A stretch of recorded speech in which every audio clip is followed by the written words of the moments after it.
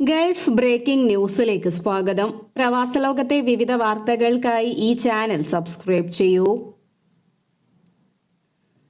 കുവൈറ്റിൽ വിദേശികളുടെ ബയോമെട്രിക് രേഖപ്പെടുത്താനുള്ള സമയപരിധി ഈ മാസം 31-ന് അവസാനിക്കും. അതിനോടകം വിരലടയാളം രേഖപ്പെടുത്തി രജിസ്റ്റർ ചെയ്യാത്തവരുടെ ബാങ്ക് അക്കൗണ്ട് മരവിക്കുന്നത് ഉൾപ്പെടെയുള്ള കടുത്ത നടപടികൾ സ്വീകരിക്കുമെന്നും ആഭ്യന്തര മന്ത്രാലയം മുന്നറിയിപ്പ് നൽകി.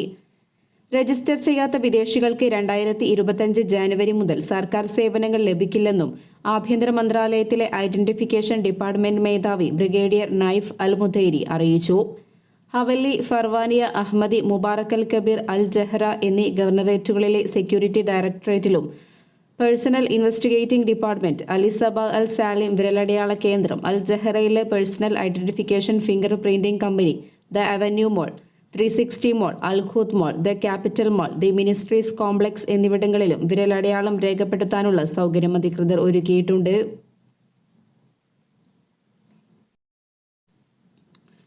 UAE വൈവിധ്യമാർന്ന ആഘോഷ പരിപാടികളോടെ പുതുവത്സരത്തെ വരവേൽക്കാൻ ഒരുങ്ങുന്നു. ഇത്തവണ പുതുവർഷരാവിൽ പ്രേക്ഷകരുടെ മനം കവരുന്ന 15 മിനിറ്റ് ദൈർഘ്യമുള്ള കരിമരുന്ന് പ്രയോഗത്തിനും ഡ്രോൺ പ്രദർശനത്തിനും വേണ്ടിയുള്ള അന്തിമഘട്ട തയ്യാറെടുപ്പിലാണ് റാസൽ ഖൈമ. മാർജാൻ ദ്വീപ് മുതൽ അൽഹംറ വില്ലേജ് വാട്ടർ ഫ്രണ്ട് വരെയുള്ള അതിമനോഹരമായ പശ്ചാത്തലത്തിൽ എമിറേറ്റിന്റെ പ്രകൃതി സൗന്ദര്യം, പൈതൃകം, സംസ്കാരം എന്നിവയെ ആദരിക്കുന്ന പ്രദർശനം 3 ഘട്ടങ്ങളായാണ് അവതരിപ്പിക്കുക. സന്ദർശകർക്ക് വേദിയിൽ ഇഷ്ടമുള്ള ഭക്ഷണം ആസ്വദിക്കുന്നതിനായി വിവിധ ഫുഡ് ട്രക്കുകളും ഒരുക്കിയിട്ടുണ്ട്. കൂടാതെ 20,000-ലധികം വാഹനങ്ങൾ ഉൾക്കൊള്ളുന്ന 6 നിയുക്ത സൗജന്യ പാർക്കിംഗ് സോണുകളും പുതുവത്സരത്തിന്റെ ഭാഗമായി അധികൃതർ തയ്യാറാക്കി.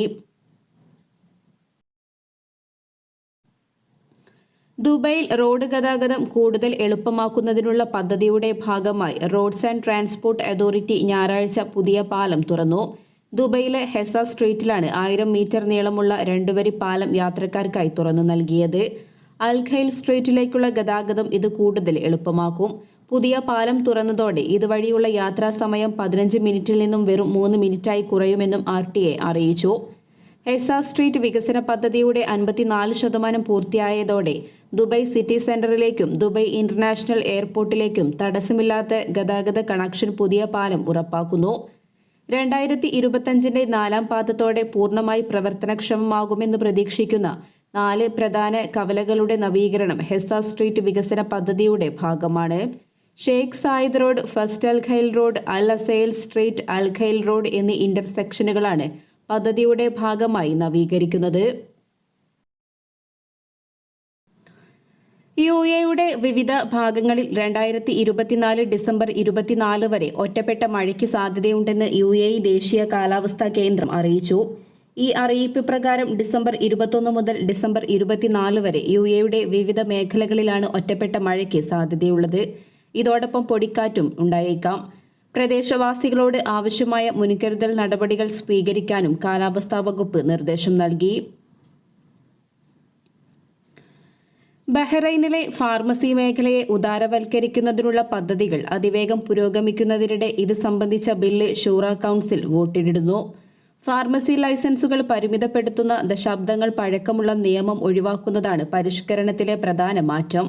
പുതിയ ബില്ലിന് അംഗീകാരം ലഭിക്കുന്നതോടെ വ്യക്തികൾക്കും കമ്പനികൾക്കും രാജ്യത്തുടനീളം പരിധിയില്ലാത്ത ഫാർമസികൾ തുറക്കാം.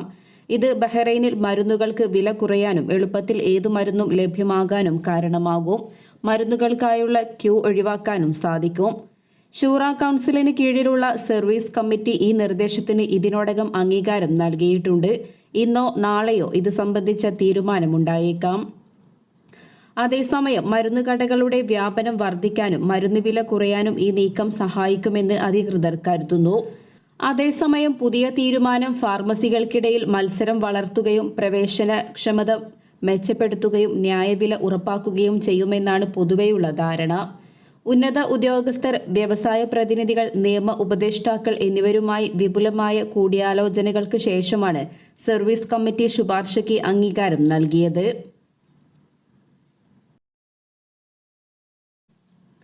കുവൈറ്റിൽ ട്രാഫിക് നിയമ ലംഘനങ്ങൾ കണ്ടെത്തുന്നതിനായി സ്ഥാപിച്ച നൂതന ആർട്ടിഫിഷ്യൽ ഇന്റലിജൻസ് ക്യാമറകൾ പണി തുടങ്ങി. ട്രാഫിക് സുരക്ഷ വർദ്ധിപ്പിക്കുന്നതിനും നിയമവിരുദ്ധമായ ഡ്രൈവിംഗ് പെരുമാറ്റം തടയുന്നതിനുമുള്ള പദ്ധതിയുടെ ഭാഗമായി പ്രധാന റോഡുകളിൽ സ്ഥാപിച്ച AI ക്യാമറകൾ വെറും 4 ദിവസത്തിനകം 4122 ട്രാഫിക് നിയമ ലംഘനങ്ങൾ രേഖപ്പെടുത്തിയതായി ആഭ്യന്തര മന്ത്രാലയം അറിയിച്ചു. സീറ്റ് ബെൽറ്റ് ധരിക്കാതെ വാഹനമോടിക്കുമ്പോൾ മൊബൈൽ ഫോൺ ഉപയോഗിക്കൽ, അശ്രദ്ധവും അപകടകരവുമായ ഡ്രൈവിംഗ്, തെറ്റായ രീതിയിലുള്ള ലൈൻ മാറ്റങ്ങൾ തുടങ്ങിയവ നിയമലംഘനങ്ങളാണെന്ന് AI ക്യാമറകൾ കണ്ടെത്തിയ നിയമലംഘനങ്ങളിൽ അധികവുമെന്നും മന്ത്രാലയം അറിയിച്ചു. ഇവയിൽ പലതും സാധാരണ ക്യാമറകൾക്ക് കണ്ടുപിടിക്കാൻ കഴിയാത്ത നിയമലംഘനങ്ങളാണെന്നും അധികൃതർ വ്യക്തമാക്കി.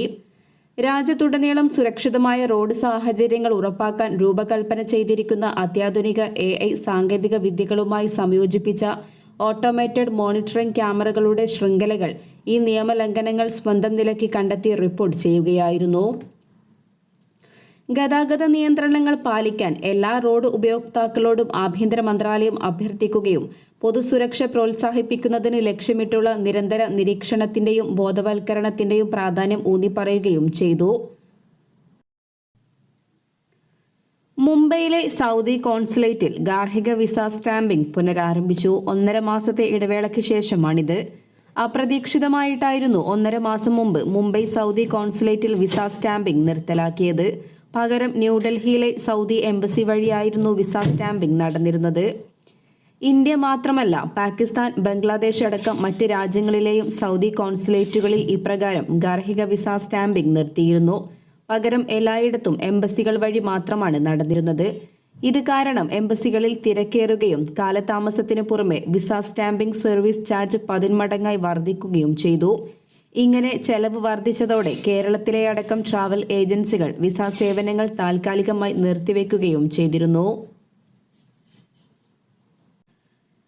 കുവൈറ്റിൽ ഇന്ത്യയിൽ നിന്നുള്ള ജനങ്ങളുടെ വൈവിധ്യം കാണുന്നതിൽ സന്തോഷമുണ്ടെന്നും ഇതൊരു മിനി ഹിന്ദുസ്ഥാനാണെന്ന് തനിക്ക് അനുഭവപ്പെടുന്നുണ്ടെന്നും പ്രധാനമന്ത്രി നരേന്ദ്രമോദി.